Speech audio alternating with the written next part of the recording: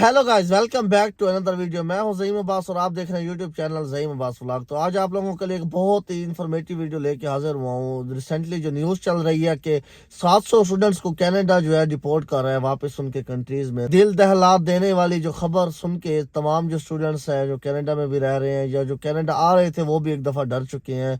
तो आपको बताता हूँ कि इस कहानी के पीछे क्या स्टोरी है। तो आपको इस वीडियो में पूरी डिटेल से बताऊंगा कि वो डिपोर्ट क्यों हो रहे हैं, क्या वजह है, और एंड पे आपसे वो टिप्स भी शेयर करूंगा कौन सी ऐसी टिप्स है जिन पे अमल करके आप बच सकते हैं ऐसी चीजें होने से। सो बिना वक्त ज़ाया किए लेट्स स्टार्ट द वीडियो।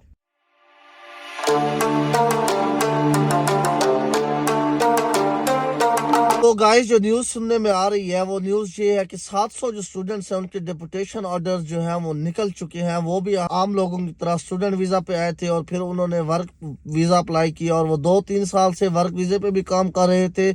और अब जब उन्होंने पीआर की अपनी फाइल लगाई है तो उनका जो मसला है वो आ गया और उनको जो कनाडा की जो गवर्नमेंट है वो उनको वापस डिपोर्ट कर रही है।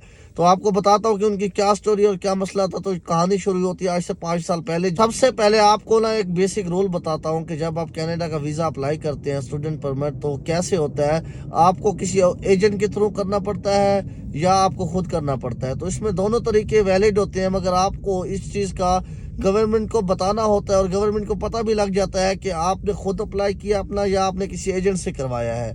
क्योंकि वहाँ पे एक ऐसा फॉर्म होता है जिस पे आपको सिग्नेचर करने होते हैं अगर आप खुद कर रहे हैं, और अगर आप खुद नहीं कर रहे और अगर आपका कोई एजेंट का फाइल लगा रहा है तो वो वहाँ उस पर साइन करेगा कि मैं इसका एजेंट हूँ।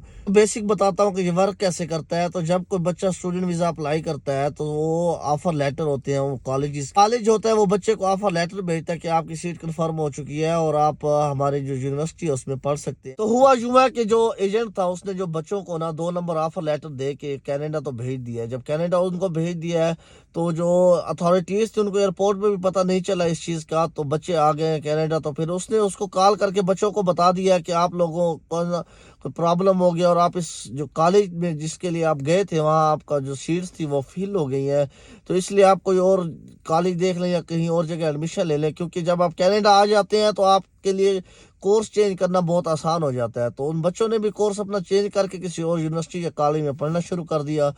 तो हुआ यूं कि फिर उनकी जो स्टडी कंप्लीट होगी और वर्क परमिट में भी आगे वो।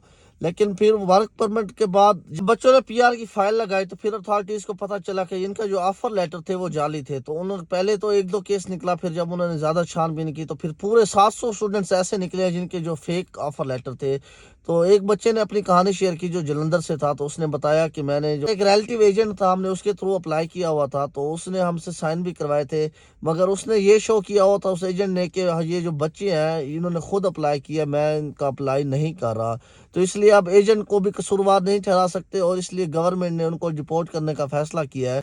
लेकिन अब वो जो तमाम स्टूडेंट्स हैं वो एहतजाज कर रहे हैं, मगर होना कुछ भी नहीं है क्योंकि कनाडा का रूल है अगर आप कोई ऐसा फ्रॉड करते हैं तो आपको डिपोर्ट ही होना पड़ेगा। अगर वो कोर्ट में भी जाते हैं और अगर कोई वकील भी हायर करते हैं तो वो भी बहुत ज़्यादा प्रॉब्लम है, क्योंकि यहाँ वकील जो है लायर उनकी फ़ीस भी बहुत ज़्यादा है। अगर आप यहाँ पे 2 साल और 3 साल 4 साल भी केस चल सकता है। अगर आप उन बच्चों की अर्निंग नहीं होगी तो वो 4 साल सर्वाइव कैसे करेंगे। तो बहुत मुश्किल हो जाता है इस तरह आपको अकेले रहना बगैर किसी पैसों के और बगैर किसी काम के। तो अब उनके लिए बहुत ज़्यादा मुश्किल हो गई है और अब उनके पास कोई हल नहीं है सिवाय वापस जाने के। तो अब आपको बताता हूँ कि कौन सी ऐसी चीज़ें हैं जो आप करेंगे तो आप इन मसाइल से बच सकते हैं। तो हमेशा जो 2 काम लाजमी करें। एक तो अगर आप कोई फाइल लगा रहे हैं और तो उसको खुद लगाएं, और अगर आप किसी एजेंट को भी दे रहे हैं तो उस पर 100% ब्लाइंडली ट्रस्ट मत करें और हर चीज़ हर डॉक्यूमेंट्स पढ़ के और मुकम्मल तसल्ली के बाद आप साइन करें और सब कुछ करें। और दूसरी बात ये होती है कि आप को जो कनाडा आने चाह होती है और आप उसमें जो गलतियां करते हैं, आपको आने की जल्दी होती है, आप उसमें फेक डॉक्यूमेंट्स लगा लेते हैं।